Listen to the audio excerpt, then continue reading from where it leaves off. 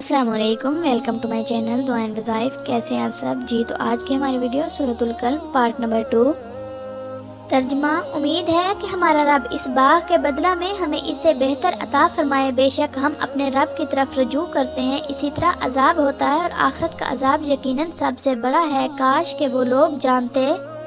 بے شک پرہیزگاروں کے لیے ان کے رب کے پاس نعمتوں والے باغات ہیں، تو ہم فرما برداروں کو مجرموں کے برابر کر دیں گے۔ تمہیں کیا ہو گیا ہے؟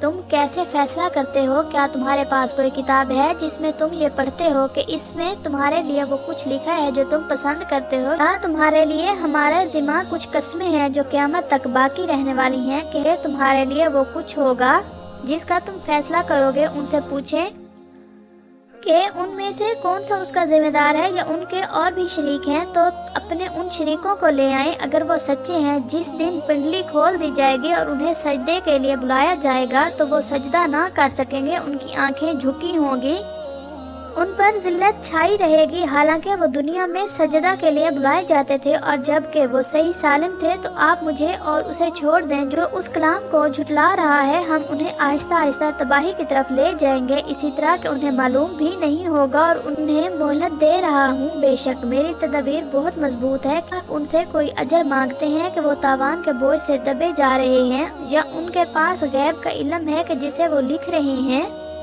تو اپنے رب کے حکم کے لیے صبر کیجیے، اور آپ صلی اللہ علیہ وسلم مچھلی والے یونس کی طرح نہ ہو جائیے جب انہوں نے اللہ کو پکارا تھا، اس حال میں کہ وہ غم سے بھرے ہوئے تھے۔ اگر انہیں نہ سنبھالا ہوتا ان کے رب کے فضل نے تو وہ یقیناً چٹیل میدان میں ڈال دیے جاتے، اس حال میں کہ وہ الزام دیے ہوئے ہوتے۔ پھر ان کے رب نے انہیں چن لیا تو انہوں نے قرب خاص کے ساتھ صالحین میں شامل فرما لیا، اور وہ لوگ جنہوں نے کفر کیا ایسا لگتا ہے کہ وہ آپ خاتم النبیین صلی اللہ علیہ وسلم کو اپنی تیز نگاہوں سے پھسلا دیں جب وہ قرآن کو سنتے ہیں، اور وہ کہتے ہیں کہ یقیناً یہ تو مجنون ہے، حالانکہ وہ قرآن کو تو تمام جہانوں کے لیے نصیحت ہے۔ حضرت محمد رسول اللہ خاتم النبیین صلی اللہ علیہ وسلم کو جھٹلانے اور آپ صلی اللہ علیہ وسلم کی شان میں گستاخی کرنے والے لوگوں کا نہایت برا کردار بیان کیا گیا ہے۔ اللہ تعالیٰ نے اپنے محبوب کی طرف سے خود جواب دیا ہے۔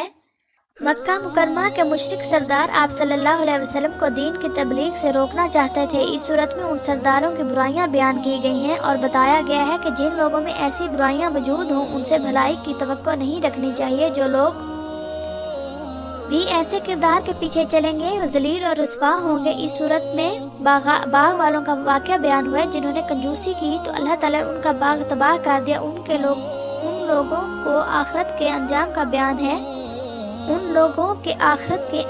بیان ہے۔ آج کی ویڈیو اتنی ہی۔ مزید اچھی ویڈیوز دیکھنے کے لیے چینل کو سبسکرائب